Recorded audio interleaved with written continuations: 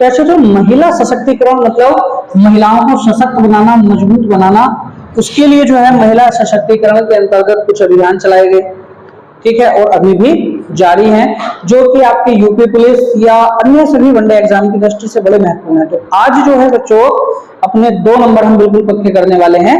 आज का हमारा टॉपिक होगा महिला सशक्तिकरण, यानी कि महिलाओं को सामाजिक, आर्थिक, राजनीतिक सभी स्तरों पर मजबूती की तरफ अग्रसर करना। तो यही क्या है, आपका महिला सशक्तिकरण कहलाता है बच्चों। इससे होगा क्या, महिला सशक्तिकरण के लिए काफी प्रयास सरकार कर रही है, ठीक है, सामाजिक स्तर पर बहुत सारे प्रयास जारी हैं महिला सशक्तिकरण के लिए, जिसमें बच्चों महिला सशक्तिकरण के तहत अगर हम बात करते हैं महिला शिक्षा की, तो साक्षरता दर में वृद्धि और तकनीकी शिक्षा तक महिलाओं की पहुंच को सुनिश्चित करना भी महिला सशक्तिकरण की तरफ एक कदम है। यही हम बात करेंगे आर्थिक रूप से महिला सशक्तिकरण की। तो क्या साथियों, जो SHG यानी कि सेल्फ हेल्प ग्रुप हैं, उनके माध्यम से और स्टार्टअप के माध्यम से महिलाओं को आर्थिक रूप से सशक्त बनाने के लिए सरकारें काम कर रही हैं।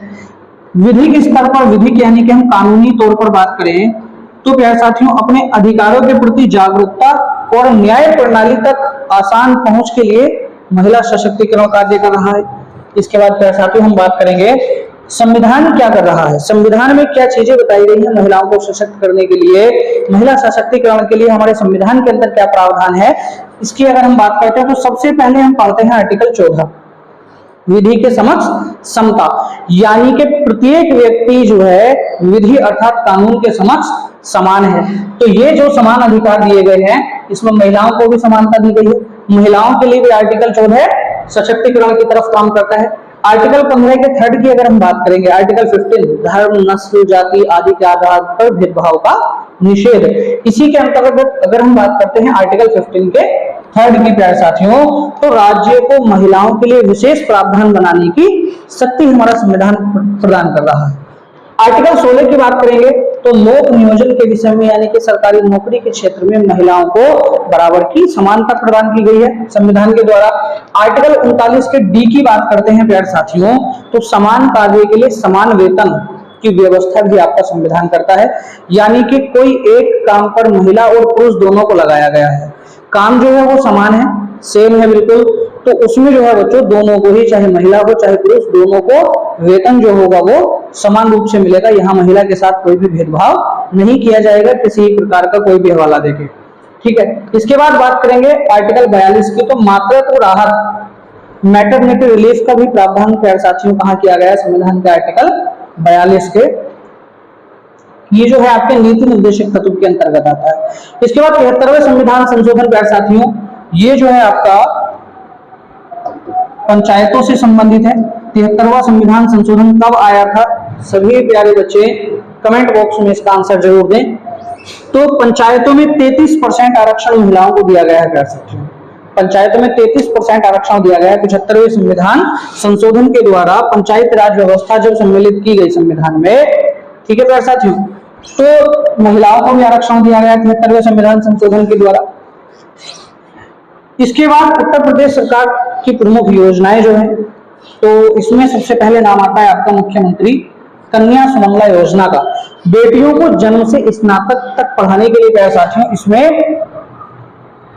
6 किस्तों में जो है वो 25,000 रुपए की राशि प्रदान की जाती है। इसके बाद हम बात करेंगे रानी लक्ष्मीबाई स्कूटी योजना, तो मेधावी छात्राओं को इस योजना के तहत प्यारे साथियों मुफ्त स्कूटी वितरित की जाती है, ताकि बच्चों में जो है वो प्रतिस्पर्धा बढ़े आगे और पढ़ने के लिए, ठीक है। तो इसलिए ये योजना चलाई जा रही है सरकार के द्वारा। भाग्य लक्ष्मी योजना प्यारे साथियों उन गरीब परिवारों के लिए है जो गरीब परिवारों में बेटी के जन्म पर आर्थिक सहायता की जिनको आवश्यकता है, ठीक है, उनके लिए सरकार चला रही है भाग्य लक्ष्मी योजना प्यारे साथियों। इसके अलावा अगर हम बात करेंगे तो एक आपने कई बार नाम सुना होगा मिशन शक्ति, जो उत्तर प्रदेश सरकार, जो उत्तर प्रदेश पुलिस ने चलाई है। उत्तर प्रदेश पुलिस की एक पहला मिशन शक्ति, इसका उद्देश्य क्या है, महिलाओं की सुरक्षा, सम्मान और स्वावलंबन को बनाए रखना। प्यारे साथियों उत्तर प्रदेश सरकार द्वारा महिलाओं और बच्चों की सुरक्षा के लिए यह अभियान जो चलाया गया था वो चलाया गया था आपका 20 में प्यारे साथियों। इसके अलावा शक्ति दीदी, ये बीट स्तर पर महिलाओं से संवाद और समस्या के समाधान के लिए चलाया गया। पिंक बूथ की बात करेंगे तो प्यारे साथियों, बाजारों और सार्वजनिक स्थानों पर विशेष पुलिस सहायता केंद्र बनाए गए हैं महिलाओं के लिए, जिनको कहा जाता है पिंक बूथ। महिला हेल्प डेस्क की अगर बात करेंगे तो प्रत्येक थाने में महिलाओं के लिए समर्पित एक डेस्क है जिसको कहा जाता है महिला हेल्प डेस्क। प्यारे साथियों, यही हम बात करते हैं महिला हेल्पलाइन नंबर की। तो 4 महिला हेल्पलाइन नंबर हैं। सभी बहनें ज्यादा इस पर ध्यान देना, बाकी एग्जाम के पर्सपेक्टिव से सभी बच्चे इसको ध्यान देके चलेंगे। 1090 जो है वुमेन पावर लाइन नंबर है प्यारे साथियों। इमरजेंसी रेस्पॉन्स सपोर्ट जो है वो आपका 112 है। इसके बाद अगर बात करेंगे महिला हेल्पलाइन, संकट के समय जो है महिला हेल्पलाइन नंबर जो होगा वो होगा आपका 181, जो त्वरित रूप से प्रतिक्रिया करता है। एम्बुलेंस सेवा की बात करेंगे, जो गर्भवती महिलाएं हैं उनके लिए एम्बुलेंस सेवा के लिए जो नंबर है वो है बच्चों 108।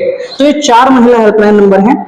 इसके बाद साथियों बात करेंगे कि भारत सरकार ने जो केंद्रीय योजनाएं चलाई हैं महिला सशक्तिकरण के लिए, उनमें एक आपकी आती है बेटी बचाओ बेटी पढ़ाओ योजना। सभी बच्चे कमेंट बॉक्स में आंसर करेंगे, बेटी बचाओ बेटी पढ़ाओ और मुद्रा योजना दोनों ही कब लागू हुई थी प्यारे साथियों? तुरंत कमेंट बॉक्स में इसका आंसर बताएंगे।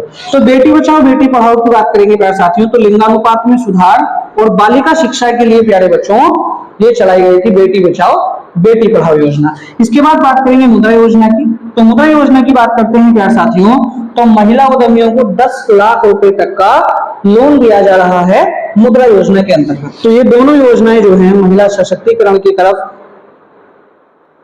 केंद्र सरकार की पहल है।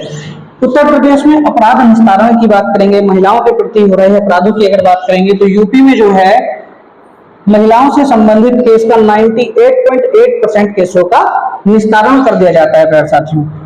ये 2024 तक के आंकड़े हैं, जबकि भारत का जो औसत है वो है 75% और अन्य राज्यों का जो एवरेज है महिला संबंधी केस के निस्तारण का बच्चों वो कितना है?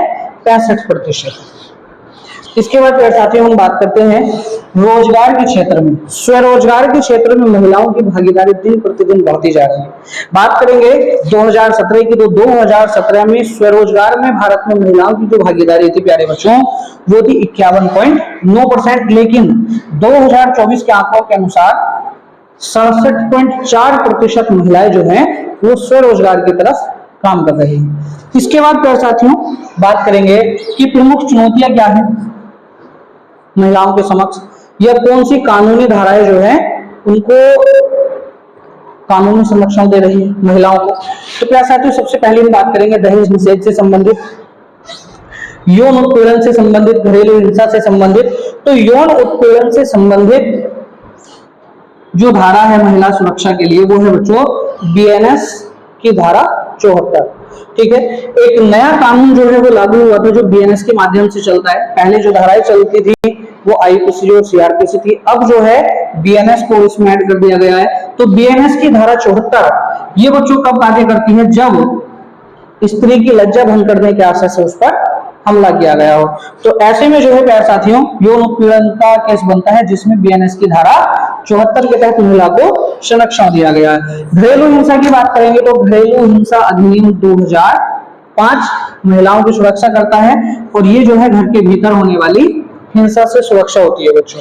दहेज प्रतिषेध अधिनियम की बात करेंगे तो दहेज निषेध अधिनियम 1961 में आया था, जिसके तहत दहेज लेना और दहेज देना दोनों ही कानूनी अपराध माने जाते हैं। साइबर क्राइम की बच्चों बात करेंगे तो आईटी एक्ट यानी कि इंफॉर्मेशन टेक्नोलॉजी एक्ट की धारा 67, आईटी एक्ट 67 के तहत अश्लील सामग्री का ऑनलाइन प्रकाशन ये भी क्या करता है? साइबर क्राइम के अंतर्गत आ जाता है, जो महिलाओं को संरक्षण और सुरक्षा प्रदान करता है बच्चों। इसके बाद इंपॉर्टेंट फैक्ट्स जो हैं उसको हम देख लेते हैं। क्या साथियों 8 मार्च को मनाया जाता है आपका अंतर्राष्ट्रीय महिला दिवस। तो अंतर्राष्ट्रीय महिला दिवस कब मनाया जाता है आपका?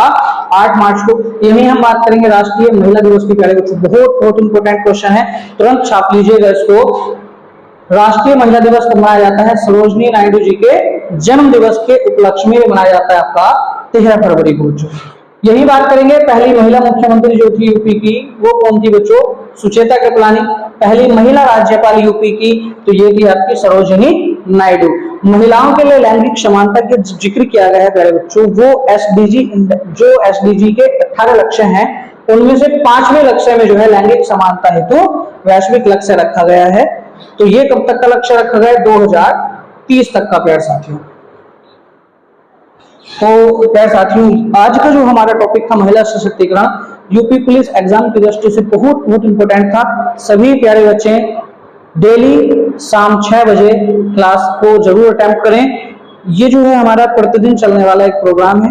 आपका यूपी पुलिस का जब तक एग्जाम रहेगा प्यारे साथियों, तब तक आपको हर दिन आपके 2 नंबर जो है बिल्कुल पक्के जो एग्जाम में आने वाले हैं सिलेबस के अकॉर्डिंग, वो हम आपको डेली एक टॉपिक कराते रहेंगे। और प्यारे साथियों, डीएसपी एकेडमी धामपुर सदैव आपके साथ बना हुआ है आपके सिलेक्शन तक। जय हिंद।